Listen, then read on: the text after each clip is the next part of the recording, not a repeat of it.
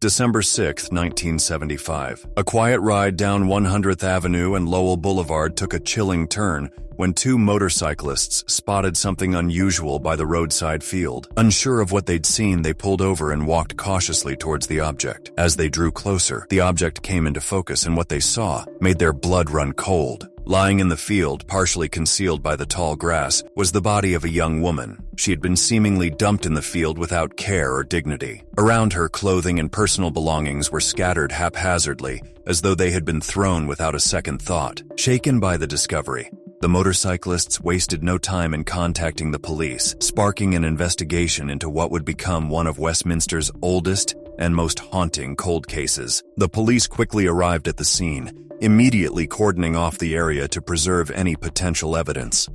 Officers began a meticulous search of the field, combing through every inch in hopes of uncovering clues that might explain how this woman had come to such a tragic end. Amidst the scattered clothing and belongings, officers found a driver's license, a few pieces of jewelry, and a wallet containing ID cards. These items provided a crucial lead, allowing investigators to identify the victim as 20-year-old Teree Becker.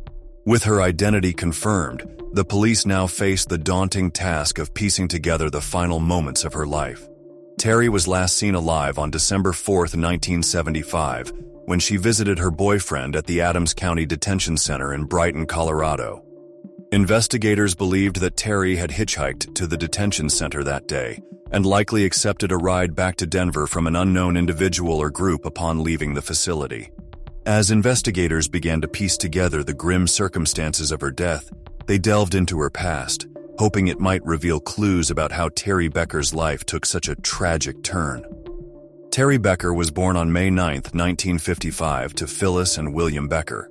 Growing up in Casper, Wyoming, alongside her siblings David and Nina, Teree enjoyed a typical small-town upbringing.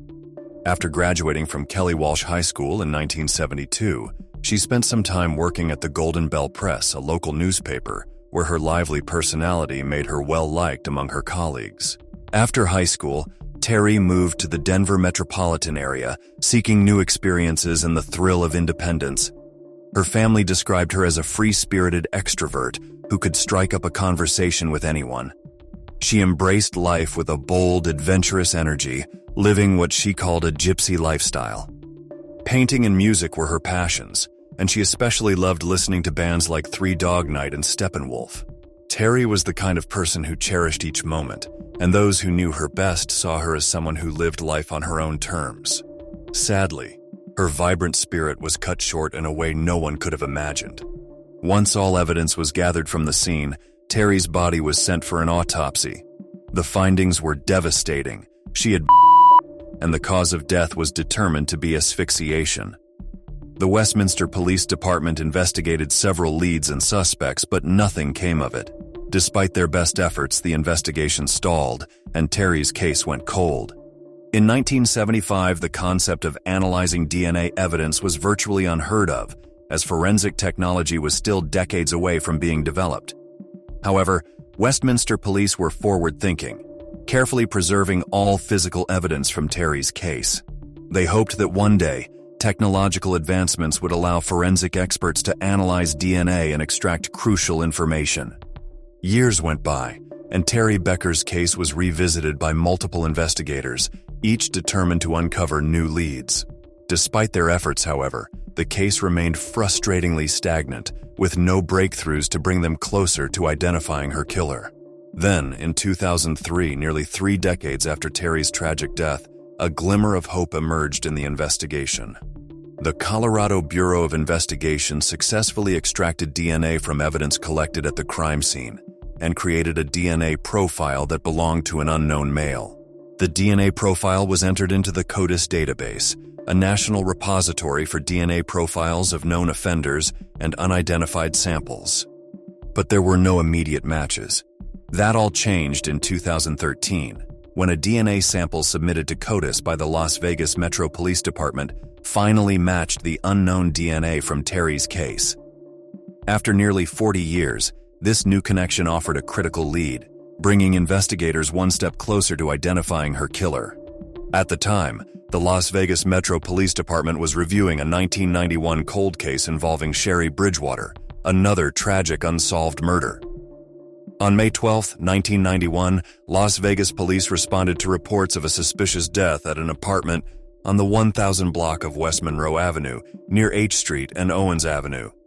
Upon arrival, they were met by a friend and relative of the victim, who had come to visit her and made the horrific discovery.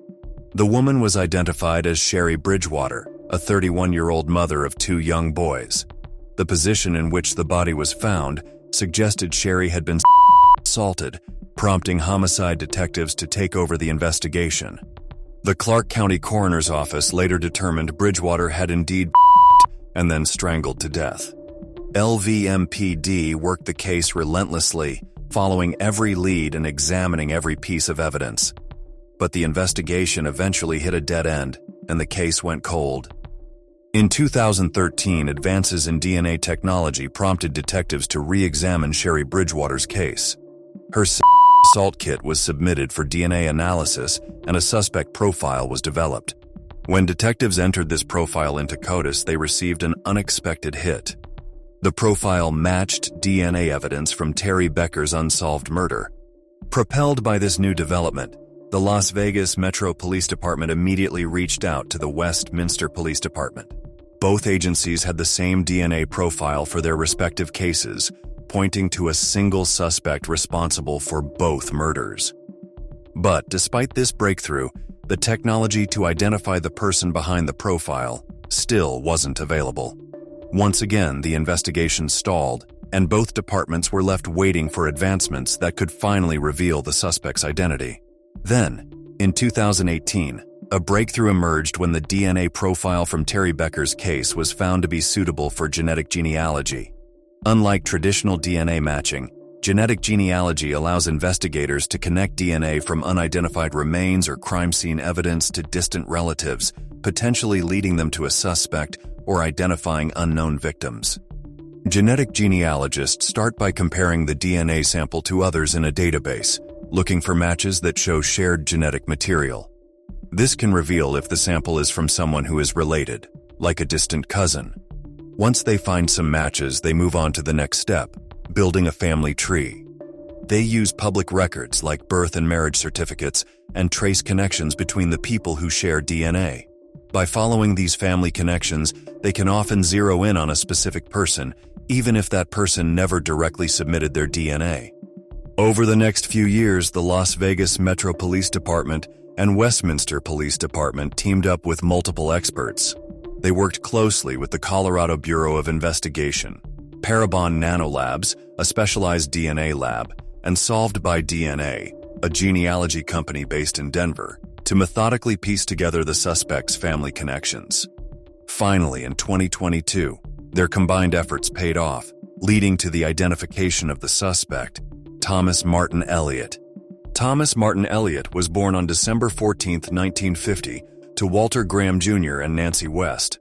After his parents divorced, his mother remarried James A. Elliott, who adopted Thomas, giving him a new surname. This name change added an unexpected layer of complexity for investigators trying to trace his family tree through DNA. Elliott lived a life marked by crime, repeatedly cycling in and out of prison. Shortly after murdering Teree Becker in 1975, Elliott was sentenced to 6 years for burglary in Lakewood, Colorado. After serving time in Colorado, he was transferred to Carson City, where he spent the rest of his sentence with the Nevada Department of Corrections before being released in 1981. Not long after his release, Elliott assaulted a 13-year-old girl in Carson City, which resulted in a life sentence with the possibility of parole. 10 years later, upon being paroled in 1991, Elliott struck again, this time taking the life of Sherrie Bridgewater. Just 5 months after the murder of Sherrie Bridgewater, Thomas Elliott took his own life on October 30, 1991. Despite his troubled history, he was laid to rest in the Southern Nevada Veterans Memorial Cemetery, a right granted due to a brief period of military service. To confirm that Elliott was indeed their suspect, the Las Vegas Metro Police Department and Westminster Police Department collaborated to exhume his remains and obtain a DNA sample. Exhumation is a costly process, But with funding assistance from the Vegas Justice League and Davis Funeral Home, the detectives moved forward, exhuming Elliott's remains in October 2023. A bone sample was collected by the LVMPD Forensic Lab and submitted to Bodhi Technology for DNA analysis. Finally, in January 2024, the results came in, confirming with 100% certainty that Thomas Martin Elliott was responsible for both murders. This DNA evidence conclusively linked him to the tragic deaths of Teree Becker and Sherrie Bridgewater. The confirmation that the perpetrator of these horrific crimes had finally been identified brought a profound sense of closure to both the victims' families and the dedicated investigators who had tirelessly pursued justice for decades. Commenting on the case, David Becker, Teree Becker's brother and only surviving family member, said, "I just really applaud the Westminster Police Department. I mean, it's just hard to believe after 45 years that a DNA can match and bring closure, which I'm grateful for. Just knowing that that person's not out there taking away some other sibling's life of someone else, to me, there's comfort in that." Updating the media about the Sherrie Bridgewater case, LVMPD Lieutenant Jason Johansson said, "Unfortunately, her mother and father passed away, which if you go back over the case file, you can see that her dad was very interested in making sure that his daughter's case was solved, and I wish that I could say that we had a chance to solve it while he was alive and tell him that. My investigator that worked this case did have an opportunity to communicate with both of her sons. She was 30 years old at the time of her murder, and both of her sons are still alive, and we were able to communicate with them and advise them of such." While Sherrie Bridgewater's two sons chose not to speak to the media, the pain of losing their mother at such a young age has undoubtedly left a lasting mark on their lives. Although they will never have her back, finally knowing the truth about her killer may bring them a small measure of peace. For the Westminster Police Department, closing Teree Becker's case marked the resolution of their oldest cold case. There were a lot of ups and downs in the case, and Chandra Thurston and A.C. Stutson, two of the lead detectives on it, thought they would never figure out who killed Teree.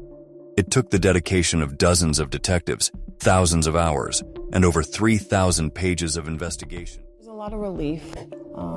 There's also the fact that I hope that she knows, or that she thinks that, we didn't give up on her, that we worked until we were able to find justice, even if it is this way, without being able to prosecute someone, but to find justice for her and to know that that she mattered and that we always cared about her.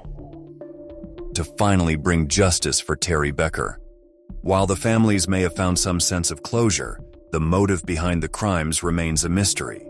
Why did Elliott kill Teree and Sherrie? Did he know them, or were they simply random victims of his violence? Elliott's connection to Teree Becker remains a mystery, as investigators could not uncover any known link between them. With Sherrie Bridgewater, however, there's a possible connection. Both Elliott and Sherrie were involved in Alcoholics Anonymous and may have crossed paths at a meeting. Still, even with this lead, investigators cannot be entirely certain of how or when they might have met.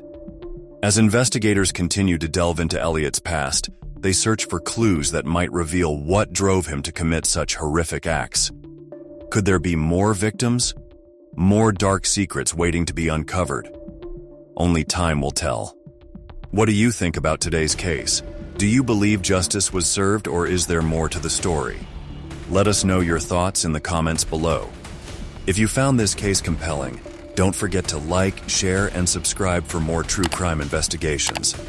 Thanks for watching, and we'll see you in the next video.